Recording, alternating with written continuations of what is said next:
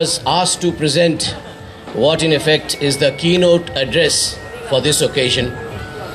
I decided after some initial hesitation, initial reluctance, that this would give me a unique opportunity.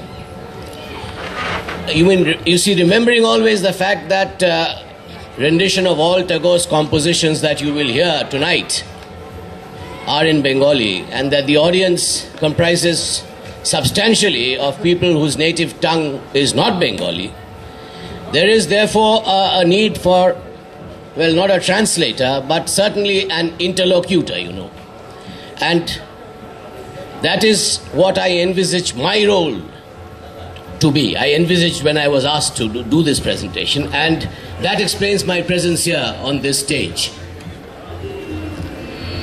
As I saw it then, I would, albeit very briefly, try to enlighten the audience about Tagore's philosophy of life, so that you would be in a position to relate his philosophy to the songs and dances that you saw on stage, and thereby appreciate them better, thereby appreciate the poet's creations better. However, having decided on this course of action, I ran into serious difficulty. I came across a roadblock. Try as I might, I could not find any systematic exposition of Tagore's philosophy of life. Something, a central dogma or a central tenet that runs through all his works. It's not there. What we have is the reaction of his soul to the various facets of our existence, to the environment, to joy, to celebration, to tragedy, to what have you. So it needs to be emphasized that what for most philosophic writers was a matter of inference or reasoning, for Tagore it was a matter of direct emotional experience. I have therefore come to the conclusion that there is a fine distinction to be made between a philosopher and a poet. I would think Tagore was more of a poet than a philosopher. A philosopher endeavors to impress us through the powers of reason, while a poet aims only to satisfy our aesthetic sense, to inspire an emotional response.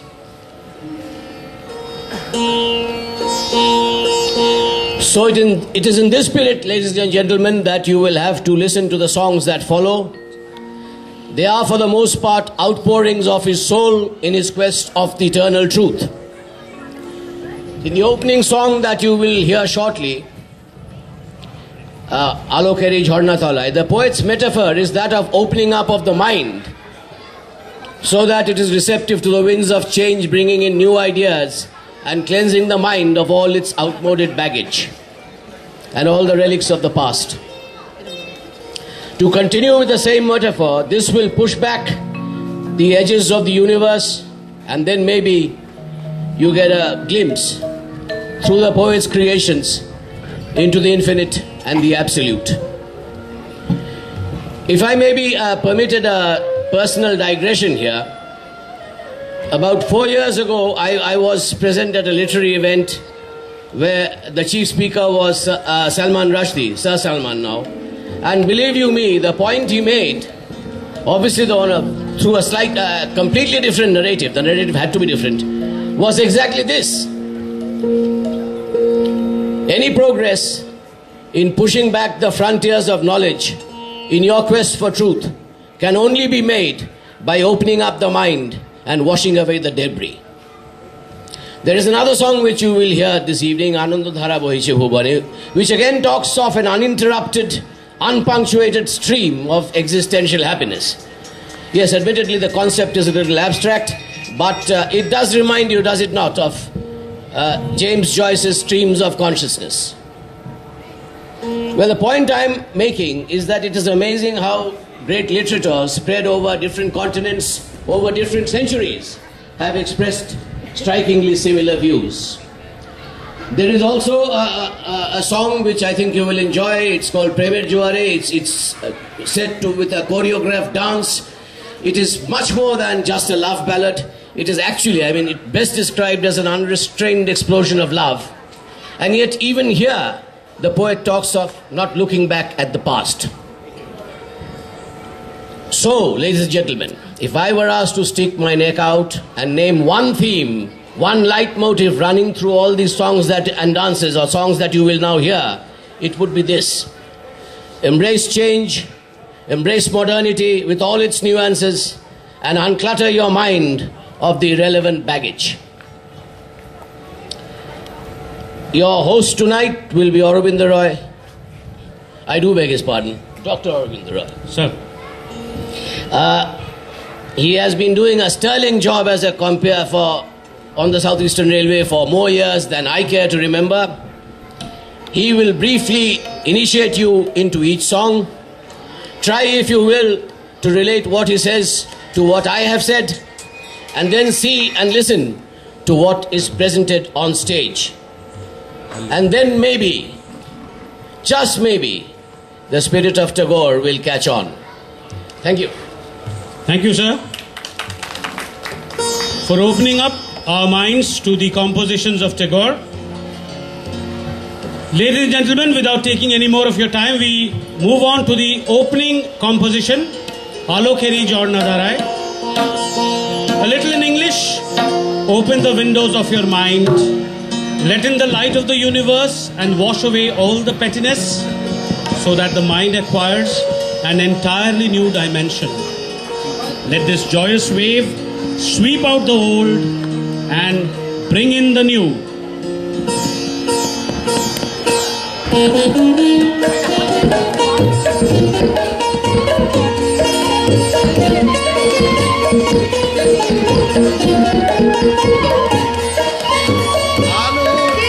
Jor